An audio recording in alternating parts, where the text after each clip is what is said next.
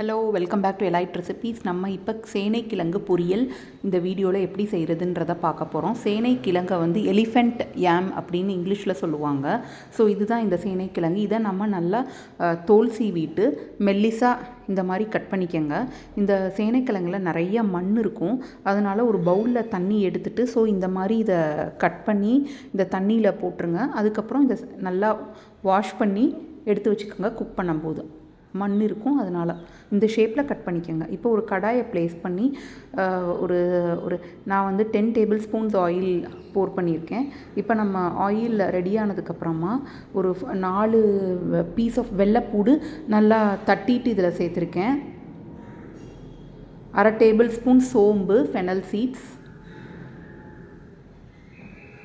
இது கலர் மாறினதுக்கப்புறமா நம்ம கட் பண்ணி வச்சுருக்க சேனைக்கிழங்கு எலிஃபெண்ட் யாம் இதையும் இதில் சேர்த்துருங்க. ஸோ இந்த மாதிரி ஃபைன் பீஸாக கட் பண்ணும்போது நமக்கு சாப்பிடும்போது டேஸ்ட் ரொம்ப நல்லாயிருக்கும். ரெண்டாவது சீக்கிரமாகவும் வெந்துடும். இது கொஞ்சம் கடாயில் ஒட்டிக்கும். ஸோ நம்ம பார்த்து சாஃப்டாக இதை நம்ம கிண்டி விட்டுக்கணும். அப்போ தான் நம்ம கட் பண்ணி வச்சுருக்க பீசஸ் எல்லாம் உடஞ்சி உப்புமாவாகாமல் இருக்கும். இப்போ இதில் நம்ம வந்து கருவேப்பிலையை சேர்த்துக்கிட்டுறலாம். இதையும் நீங்கள் கிண்டி விட்டுக்கோங்க.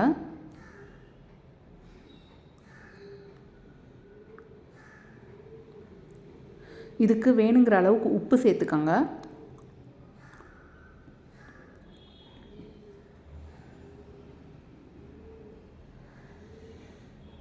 மஞ்சள் தூள் லைட்டாக சேர்த்துக்கோங்க.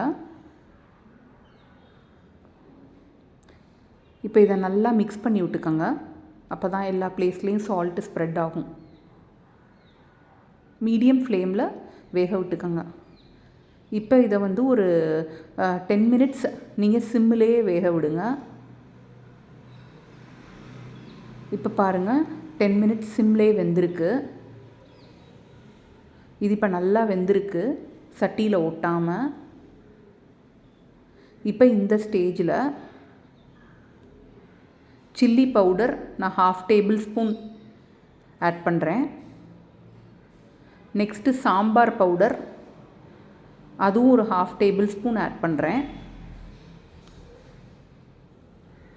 இதை நல்லா மிக்ஸ் பண்ணி விட்டுக்கோங்க. அப்போ தான் வந்து ஸ்பைஸ் எல்லா பக்கமும் ஈக்குவலாக ஸ்ப்ரெட் ஆகும்.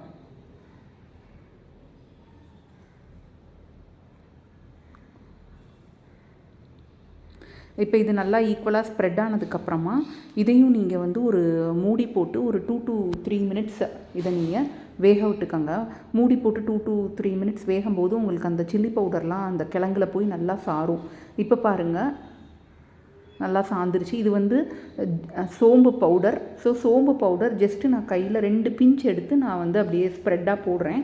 உங்களுக்கு பொரியல் நல்லா வாசமாக இருக்கும். ஸோ இதையும் நல்லா கிண்டி விட்டுக்கோங்க. கிண்டி விட்டிங்கன்னா உங்களுக்கு சேனைக்கிழங்கு பொரியல் ரெடி ஆயிடுச்சு. இது கர்ட் ரைஸ்க்கெல்லாம் ரொம்ப நல்லாயிருக்கும். எல்லா தடவையும் நம்ம ஒரே மாதிரி உருளைக்கிழங்கு வச்சே பொரியல் செய்ய முடியாதுல்ல. ஸோ அதனால் இந்த சேனைக்கிழங்கு பொரியல் ட்ரை பண்ணி பாருங்கள். சேனைக்கிழங்கு நல்ல ஹெல்த்தியான ரெசிபி தான்.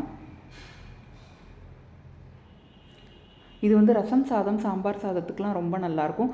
கண்டிப்பாக நீங்களும் ட்ரை பண்ணி பாருங்கள். லைக் பண்ணுங்கள், சப்ஸ்கிரைப் பண்ணுங்கள், கமெண்ட் பண்ணுங்கள், ஷேர் பண்ணுங்கள் இந்த வீடியோவை.